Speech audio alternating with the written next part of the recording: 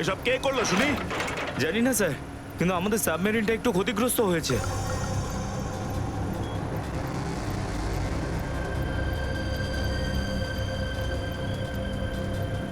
গ্যালারে navy এসে গেছে, ওদের জাহাজ আর কামান দেখা যাচ্ছে। কি? কি না? হ্যাঁ, নেভির এত সামনে চলে এলে তোমাদের মরার এত শখ। কিন্তু স্যার এখন কি করব? কি আর করবে, কেটে পড়ো এখান থেকে।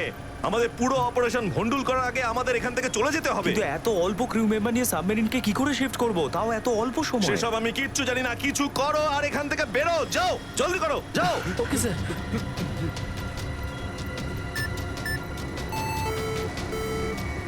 ডেকের উপর আমাদের আরো লোক দরকার।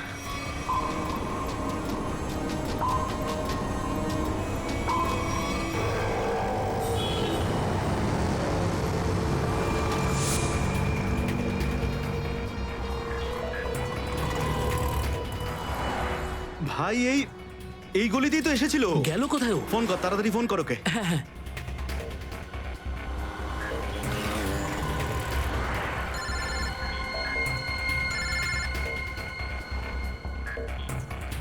কেটে দিচ্ছে। হ্যাঁ, ফোন কেটে দিচ্ছে। আরেকবার চেষ্টা কর, আরেকবার ফোন কর। একে তো কি হয়েছে টনি? বন্ধ বলছে। ওই দেখ টনি। ওই যে ধর ওকে। দাঁড়া দাঁড়া দাঁড়া দাঁড়া। হ্যাঁ, হ্যাঁ, চল, গাড়িতে চল, চল চল।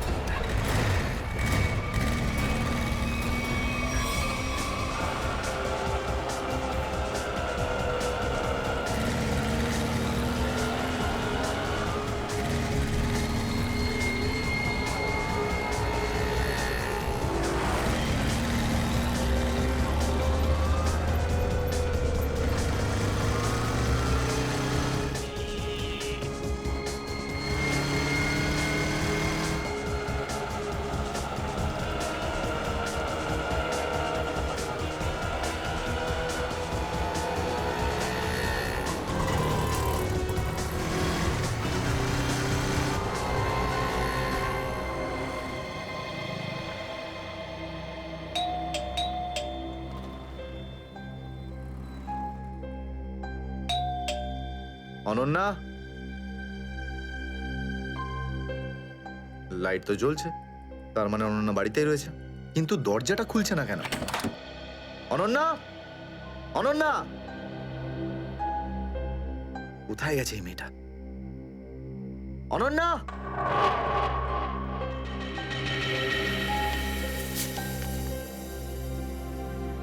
আমি আজকে কিছু জানতে পেরেছি। আমি তোকে আর বিরক্ত করতে চাই না। তুই অনেক কিছু করেছিস আমার জন্য, এতদিন আমার দায়িত্ব নিয়েছিস। এবার আমি চলে যাচ্ছি, তুই নিজের খেয়াল রাখিস। অনন্যা, ও মাই গড, এটা কি করলো এই মেয়েটা? কোথায় খুঁজবো আমি ওকে এবার? কোথায়? অনন্যা, অনন্যা, অনন্যা, আমার বোন অনন্যা। হ্যালো, আগে হ্যাঁ, আপনার 9টার সময় অ্যাপয়েন্টমেন্ট কনফার্ম আছে। আপনি প্লিজ পেশেন্টকে নিয়ে চলে আসুন। হ্যাঁ, ম্যাডাম ম্যাডাম, আমার বোনের অবস্থা খুব খারাপ, ওকে এক্ষুনি ডক্টর দেখাতে হবে। এই ফর্মটা ফিল আপ করুন। আমি ফিল আপ করছি ফর্ম, আপনি ওকে ভর্তি তো করুন আগে।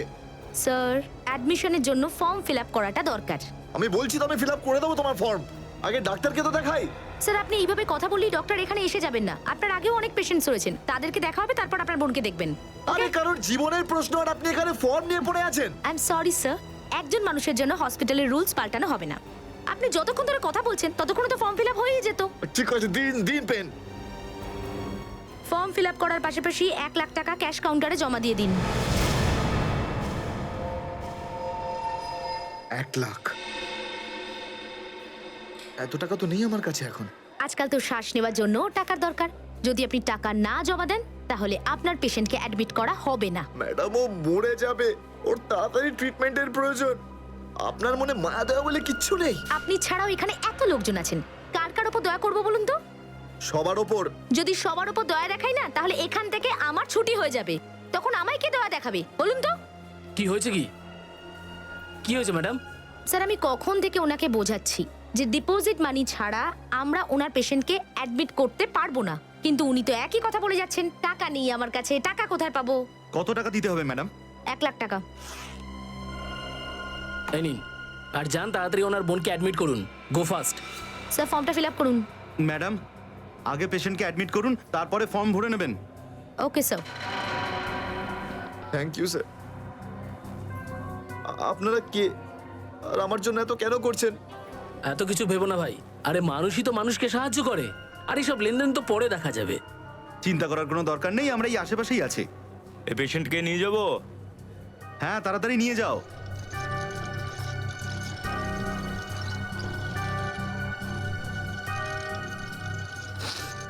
আমি আসছি এক্ষুনি। হ্যাঁ, যাও।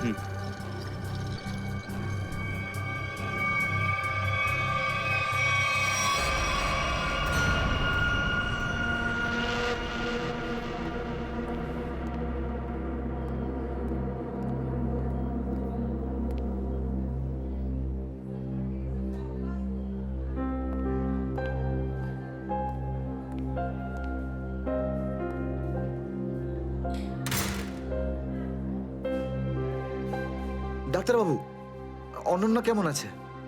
সমস্ত রিপোর্ট ঠিক রয়েছে তো? আপনি চুপ করে আছেন কেন? মিস্টার সিদ্ধার্থ, আপনার বোনের ক্যান্সার আবার ছড়িয়েছে। কি? এটা কি করে সম্ভব ডাক্তারবাবু?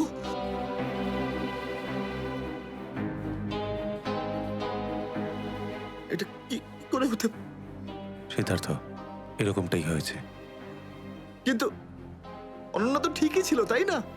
ওর সমস্ত রিপোর্ট বলছিল যে ওর আর কোনো বিপদ নেই, আর আপনি বলছেন যে আবার? না ডাক্তারবাবু, এটা হতে পারে না। এমনটাই হয়েছে। গত 3 বছর ধরেও বিপদমুক্ত ছিল, কিন্তু এইবার রোগ অনেক বেশি ছড়িয়েছে। খারাপ কিছু ঘটেও যেতে পারে। আপনি কি বলতে চাইছেন ডাক্তারবাবু? এটাই যে তোমার বোন অল্প কয়েকদিনই বাঁচবে। না ডাক্তারবাবু, এরকম বলবেন? ডাক্তারবাবু, ওর জন্য কিছু করুন না ডাক্তারবাবু, কিছু করুন আমার বোনের জন্য প্লিজ। এক্সপেরিমেন্টাল ট্রায়াল আছে, হয়তো এতে ওর প্রাণ বেঁচেও যেতে পারে। হ্যাঁ, তো করুন না এক্সপেরিমেন্ট। আমি কখন আটকালাম? প্লিজ করুন। কিন্তু এই ট্রিটমেন্টে অনেক খরচা হবে। কত? কম করে প্রায় 15 লাখ টাকা। 15 লাখ? অনন্যার জ্ঞান ফিরেছে, ও আপনাকে ভেতরে ডাকছে।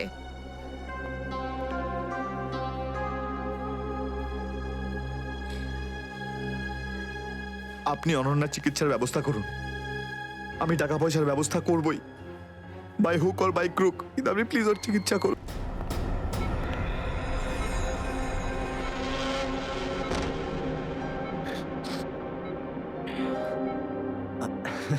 আরে অনন্যা, ডাক্তারের সঙ্গে কথা হলো আমার। তুই তো একদম ঠিক আছিস। ব্যাস আর কয়েকদিনে তোকে বাড়ি ফেরত নিয়ে চলে যাবো আমি। তুই না দাদা, এখনো অব্দি মিথ্যে বলতে শিখলি না।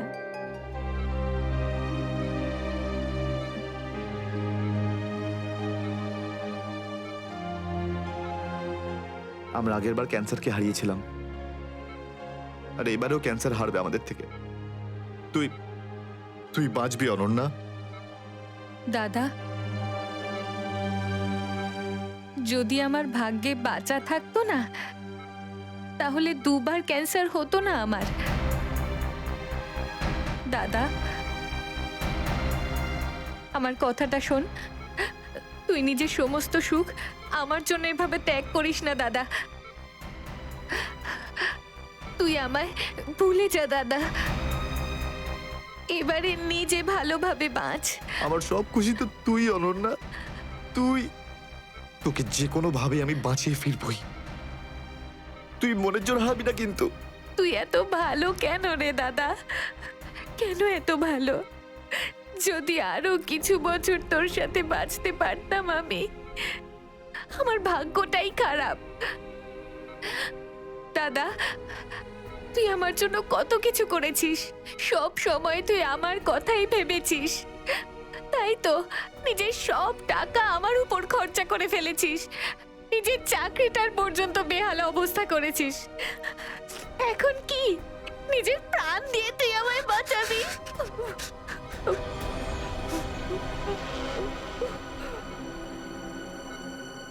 স্যার, আপনি প্লিজ বাইরে যান, ওনাকে রেস্ট নিতে দিন। তুই যা দাদা।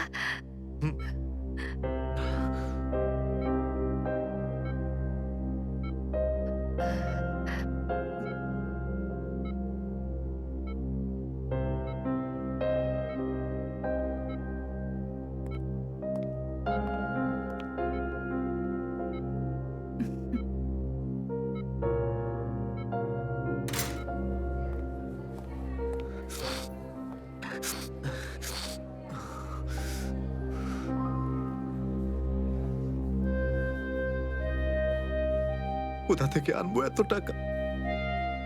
কে দেবে আমাকে? আর দেবেই বা কেন? অত চিন্তা করো না। চিন্তা করে নয়, বরং কখনো চেয়ে মনের ইচ্ছে পূরণ হয়। বুঝলে সিদ্ধার্থ? আপনি কে? অবস্থার প্রয়োজন মানুষকে সবকিছু জানিয়ে দেয়।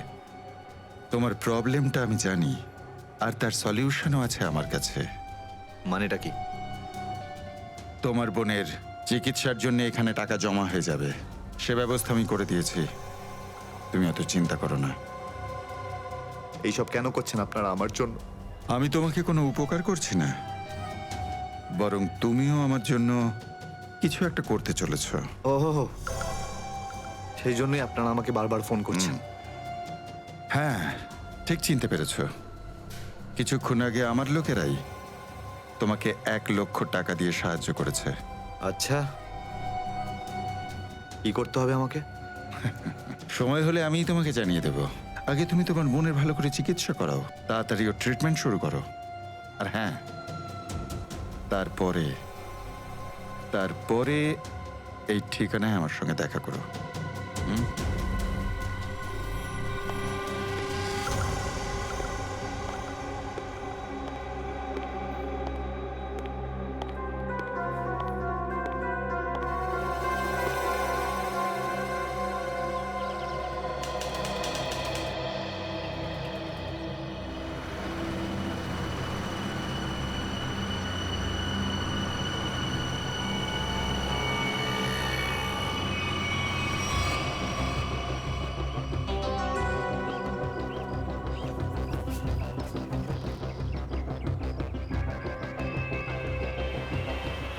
স্যার, ওর কাছে দাঁড়াবো? না না না, আর একটু এগো সামনে। আগে দেখতে তো হবে যে ও একা এসেছে নাকি সঙ্গে কাউকে নিয়ে এসেছে। নে, এখান থেকে ইউটার্ন নে।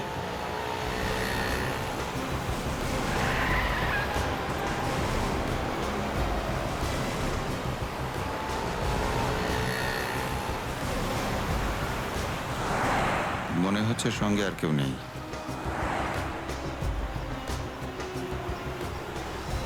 চলোর কাছে গিয়ে গাড়ি দাঁড় করা। হ্যাঁ,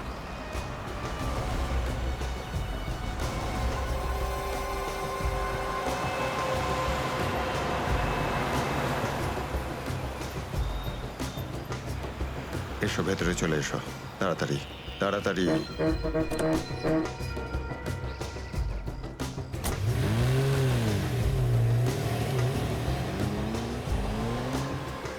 আমায় কোথায় নিয়ে যাচ্ছেন? প্রশ্ন নয়, একদম চুপচাপ বসে থাকো।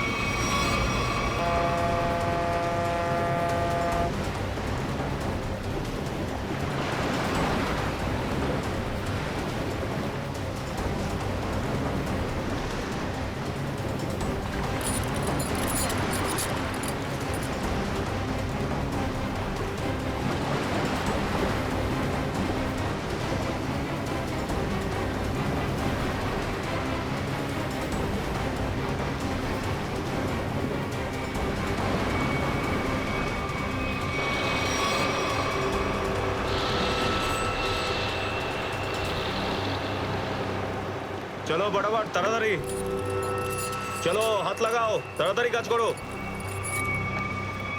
দে, জলদি জলদি। এইটুকু কম কাজ করতে কি সারা রাত লাগাবি নাকি? চল আফসার, তাড়াতাড়ি। আরে তাড়াতাড়ি কর। চলো ফটাফট তাড়াতাড়ি। কর। আরে চল চল চল, বের করো। তাড়াতাড়ি কর। আরে তাড়াতাড়ি। আরে পাগল, কি করলি তুই? সরি স্যার, হাত থেকে ফসকে গেছে স্যার, ওই তাড়াতাড়ি করছিলাম তাই। তোর এই গাধামোর জন্য আমার কোটি টাকার মাল জলে চলে গেল। আরে এই কেলারে, স্যার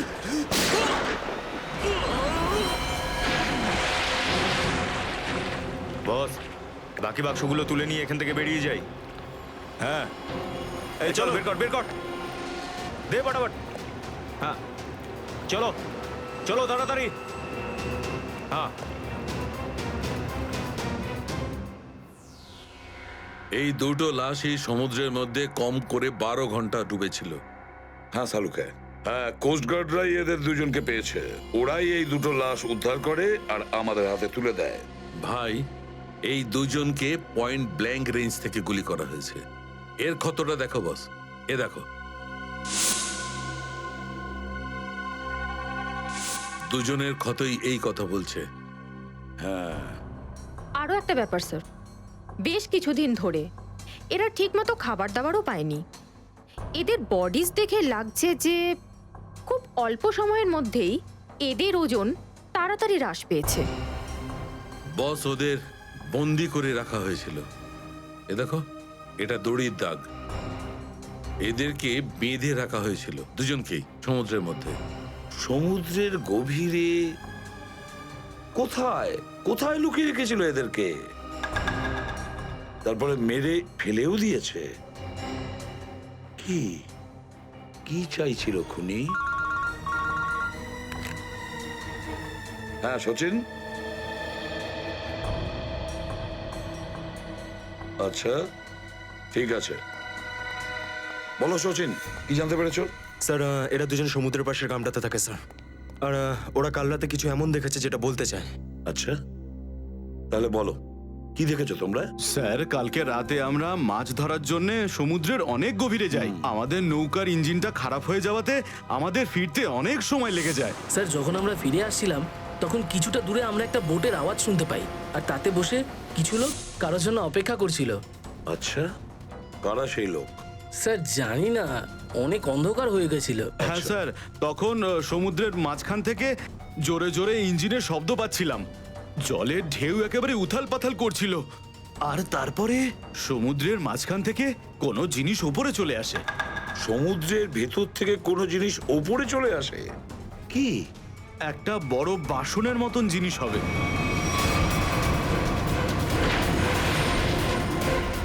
সাবমেরিন, ডুবোজাহাজ? হ্যাঁ হ্যাঁ, ডুবোজাহাজ। আর ওই বোটটা যখন ডুবোজাহাজের পাশে যায়, আর তখন ওখানে কিছু লোক কাজ করছিল স্যার। কি কাজ করছিল? জানি না স্যার, অনেক রাত হয়ে গেছিল তো দেখতে পাইনি। তখনই আমরা গুলি চলার শব্দ শুনতে পাই। গুলি চালানোর শব্দ? কটা গুলি চলেছে? দুটো গুলি স্যার। ও, দুটো গুলি চলেছে। আর আমরা দুটো লাশও পেয়েছি। আর আমরা ওখান থেকে ভয় পেয়ে পালিয়ে যাই স্যার। স্যার, একটা কথা বুঝতে পারলাম না, সমুদ্রের মাঝামাঝি এই সাবমেরিন কি করছিল? সেটাই তো। আর ওই বোটটায় তাহলে হচ্ছিল কি? স্যার, হ্যাঁ Pankaj? Sir, missing person bureau থেকে দুজন ভিক্টিমের ডিটেলস পাওয়া গেছে। গ্রেট। অমল, মনোজ আর দুজনেই একই দিনে নিখোঁজ হয়েছে। আর স্যার, দুজনেই মেরিন ইঞ্জিনিয়ার্স। হ্যাঁ সেটাই তো, মেরিন ইঞ্জিনিয়ার। সচিন, এটা কোনো কোইন্সিডেন্ট নয়, কোনো সংযোগ নয়। কারণ মেরিন ইঞ্জিনিয়ার্সরা অনেক কিছু কাজ করে সাবমেরিনে, ডুবোজাহাজে। এটা কোনো কাকতালীয় নয়। আর স্যার, ইন্ডিয়ান ওয়াটারে এই ডুবোজাহাজ আসলে কি করছিল? কিছু না কিছু গোলমাল তো আছে, খুব বড় রকমের গোলমাল আছে, খুব বড় রকমের গোলমাল। খোঁজ নিতে হবে ওই ডুবোজাহাজের ব্যাপারে। ইন্ডিয়ান নেভি, ভারতীয় নৌসেনা থেকে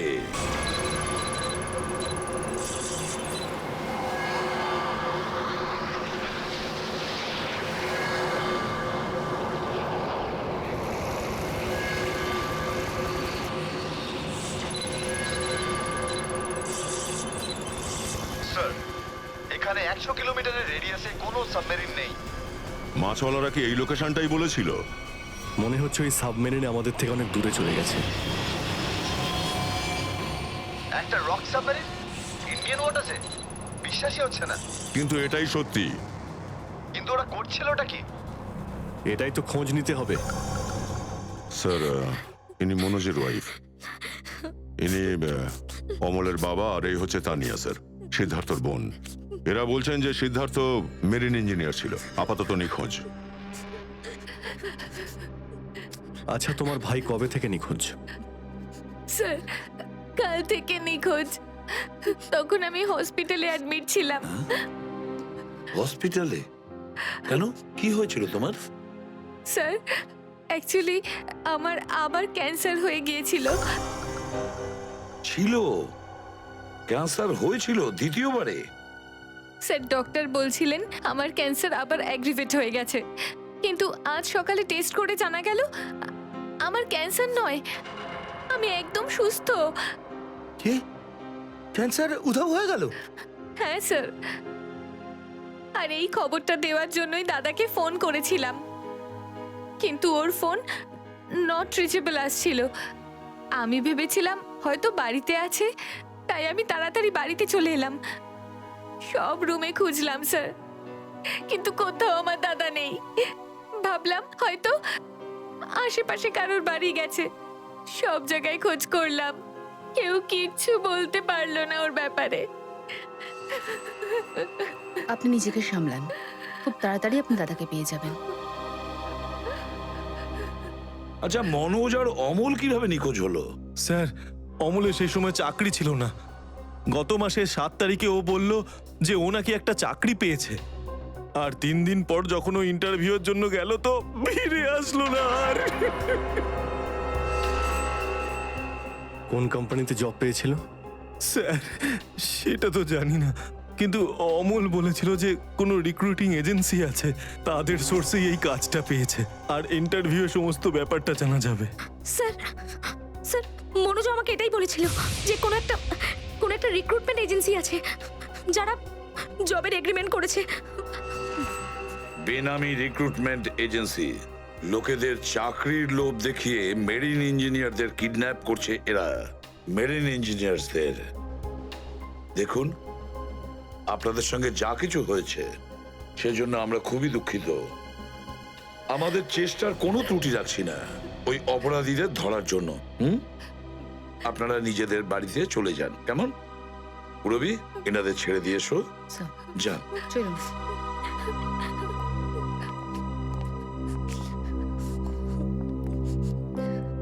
স্যার, হ্যাঁ, স্যার প্লিজ স্যার, আমার দাদাকে খুঁজে দিন আপনারা।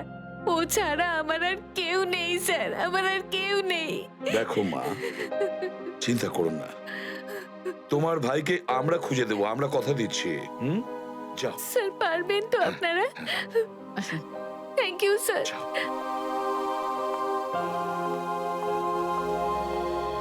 এই অনন্যার ডাক্তারের সঙ্গে কথা বলতে হবে।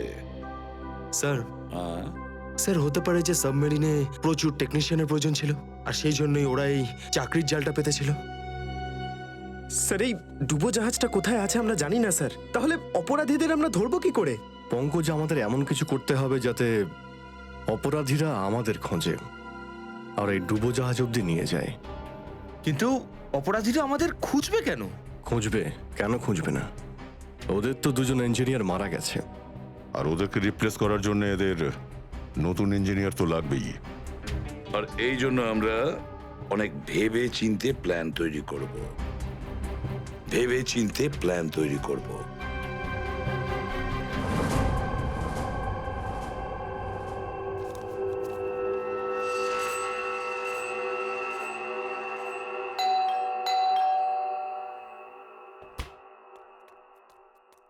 মনে হচ্ছে এসে গেছে।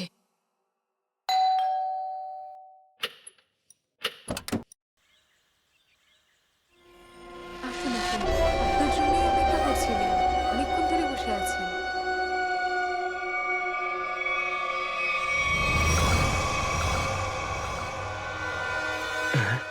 আসুন না, আসুন ভেতরে।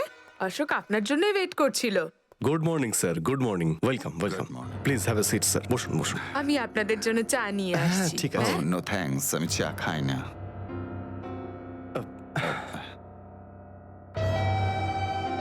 স্যার প্লিজ আমার ভাইকে চাকরিটা দিন না, প্লিজ স্যার। আমাদের অনেক ধার রয়ে গেছে, জানি না আমরা কিভাবে সেটা শোধ করব। দিদি দিদি, এক মিনিট এক মিনিট। আরে আমাদের তো আগে কথা বলতে দাও প্লিজ। তুমি এসো, তুমি আমার জন্য চা করে নিয়ে এসো, যাও প্লিজ প্লিজ। জানি না তুই কবে চাকরি পাবি, আমার তো খুব চিন্তা হয়। সরি স্যার, ওই আমার দিদি আসলে একটু আমার চাকরি নিয়ে খুব টেনশনে আছে আর কি। ওনার একটু আসলে টাকা নিয়ে ওনার একটু নিশ্চয়ই বুঝতে পেরেছেন। হয় এরকম, আসলে টাকা জিনিসটাই এরকম। তাহলে স্যার আমার এই চাকরিটা পাকা ধরে নেব স্যার? দেখা যাক, তার আগে তোমাকে কিছু প্রশ্ন করতে চাই।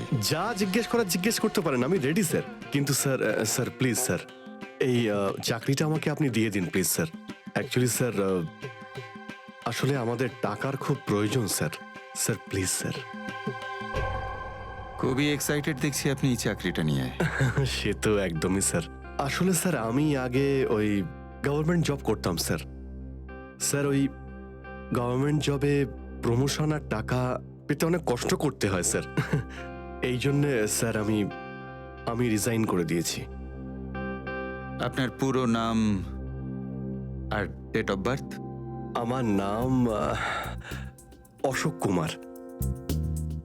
Date of birth 10th April 1976। আর কোয়ালিফিকেশনস? মাস্টার করেছি sir, master in marine engineering from GID college. তার মানে সাবমেরিনের ইঞ্জিনের মেনটেন্যান্স আর নেভিগেশনের ব্যাপারে তো নিশ্চয়ই নলেজ আছে। Yes yes yes sir, you are right sir. তো মিস্টার অশোক, একটা কথা বলুন, আপনার এক্সপিরিয়েন্স অনুযায়ী একটা সাবমেরিনকে জলের নিচে কতটা গভীর অবধি নিয়ে যেতে পারেন? কত গভীর অবধি? স্যার সেটা তো ওটা স্যার ডিপেন্ড করে স্যার, মডেলের ওপর ডিপেন্ড করে স্যার। ওর ভেতরে গিয়ে আমি সাবমেরিন ঠিক করেছি স্যার। আর মেরিন তো অনেকটাই নিচে যায় স্যার, 400 অবধি যাই স্যার। ও হ্যাঁ, আমি আপনার স্কুলের প্রিন্সিপাল মিস্টার সুরেশের সঙ্গে কথা বলেছিলাম, আপনার খুব প্রশংসা করছিলেন। ওনার টাচে আছেন তো আপনি? প্রিন্সিপাল প্রিন্সিপাল স্যার খুব ভালো লোক স্যার। স্যার আমার প্রিন্সিপাল আমার মেন্টরও ছিল স্যার। ওনার নাম স্যার সুরেশ নয়, মহেশ ছিল স্যার। আর স্যার উনি তো 2012-এ রিটায়ার করে গেছেন। আর ওনার পরে হয়তো সুরেশবাবু এসেছেন প্রিন্সিপাল হয়ে, ওটা স্যার আমি ঠিক জানি না স্যার, সেটা আপনি নিশ্চয়ই জানবেন। Okay mister Ashok,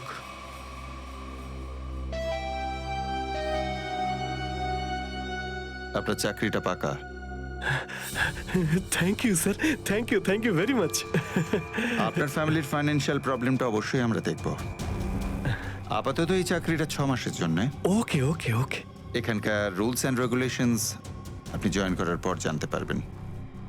of course sir, thank you sir. আর হ্যাঁ, দুপুরে ঠিক 2টোর সময় এই ঠিকানায় আমার সঙ্গে দেখা করবেন। Sure sir, thank you.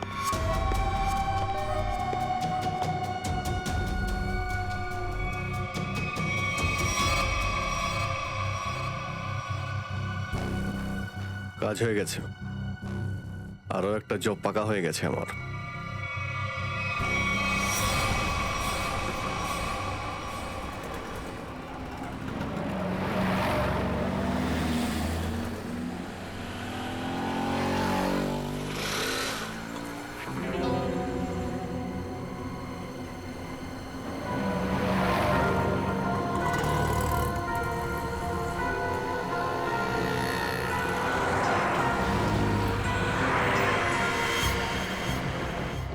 আচ্ছা, খেলা খেলছে আমার সঙ্গে।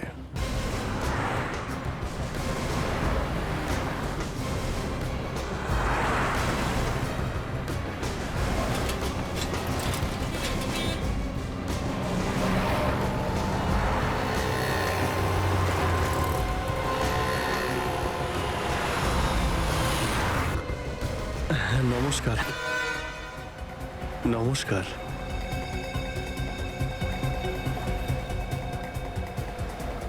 কি ব্যাপার, আপনারা কিছু বলছেন না যে?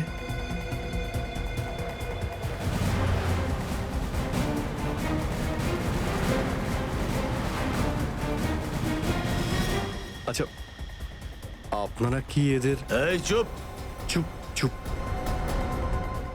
হ্যালো। আরে ও, শ্বাস তো চলছে,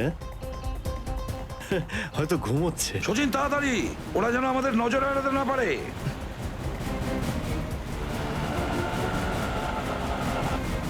আরে স্যার, আপনি চোখ খুলে কেন ঘুমোচ্ছেন? খুব স্ট্রেস পড়ে চোখের উপরে। আমি এক্ষুনি বন্ধ করে দিচ্ছি। এখন তোরও ঘুমানোর সময় চলে এসেছে। আরে কিন্তু আমি রাতে ঘুমোই, দিনের বেলা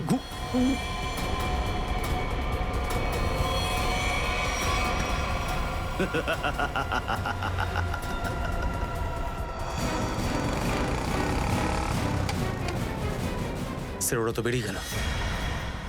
সচিন, কিছু একটা করো, ওই গাড়িটাকে আমাদের ফলো করতেই হবে।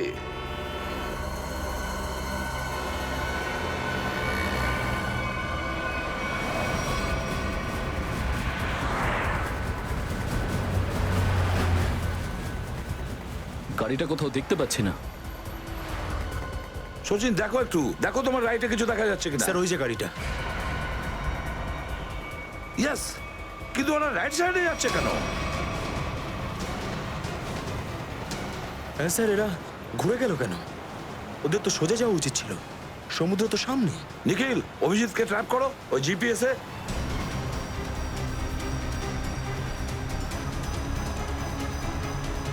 অভিজিৎ স্যারের জিপিএস ডিভাইস সিগন্যাল দিচ্ছে না, কাজই করছে না। ওভারটেক করো এই গাড়িটাকে, ওভারটেক করো। এই দাঁড়া দাঁড়া দাঁড়া দাঁড়া।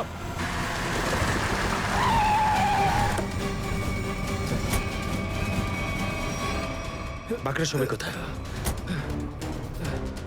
কি হয়েছে? চুপ বল, গাড়ির ভেতরে যারা ছিল তারা কোথায়? স্যার এর মধ্যে কেউ ছিল না। কেউ ছিল না মানে? দেখ, সব সত্যি সত্যি বলে ফেল, নাহলে। সত্যি বলছি স্যার, আমাকে একটা লোক বললো যে সঙ্গমনগর চৌরাস্তার মোড়ে গাড়িটা দাঁড় করিয়ে চলে যেতে। আর কি বলেছে? আর তো কিছু বলেনি। এই কাজের জন্য ও আমাকে 5,000 টাকাও দিয়েছে।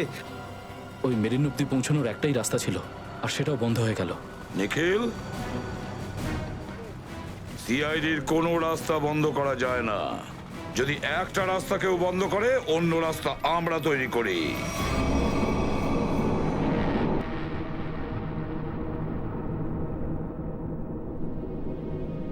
দুজন ইঞ্জিনিয়ার ছিল, আর দুজনকেই একসঙ্গে গুলি করে মারে। কে বলতে পারে? যে কোনো দিন আমাদের নাম্বারে চলে আসতে পারে।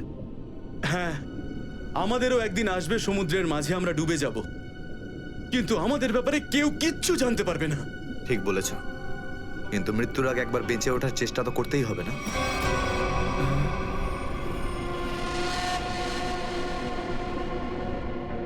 চারদিকে সমুদ্র, সিদ্ধার্থ, আমরা চাইলেও কিছু করতে পারবো না। কোথায় যাবে তুমি? কন্ট্রোল রুমের ভেতরে। কি? হ্যাঁ হ্যাঁ, আমার কাছে একটা প্ল্যান আছে।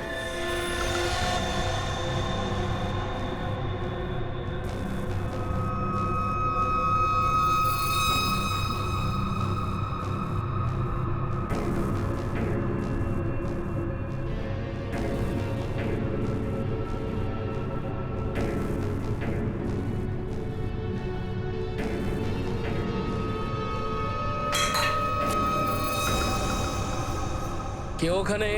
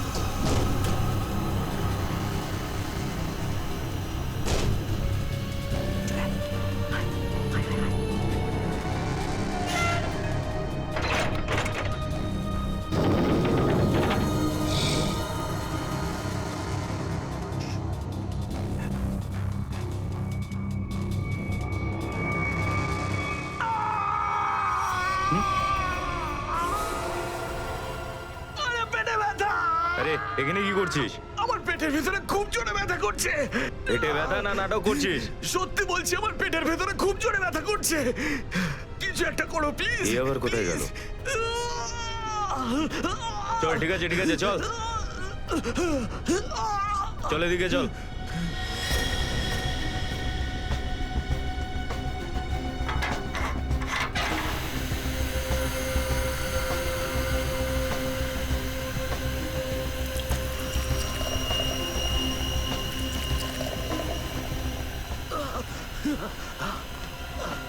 এখানে ওষুধপত্র আছে, খেয়ে নে। কিন্তু এখানে পেট ব্যথার ওষুধ কোনটা? আরে আমি ডাক্তার নাকি? যা খাবার খা, তারপর ঘরে চলে যা। কিন্তু আমি কি করে জানবো যে এখানে পেট ব্যথার ওষুধ কোনটা? আরে শুনুন, শুনুন না।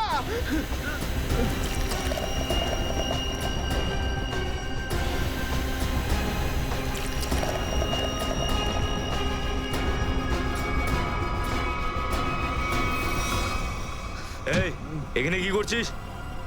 আমি কন্ট্রোল রুম দেখতে এসেছিলাম শুধু। এই না জিজ্ঞেস করে কি করে এলি তুই? এদিক ওদিক গেলে না প্রাণে মেরে দেবো। চল বেরো এখান থেকে, বেরো, চল।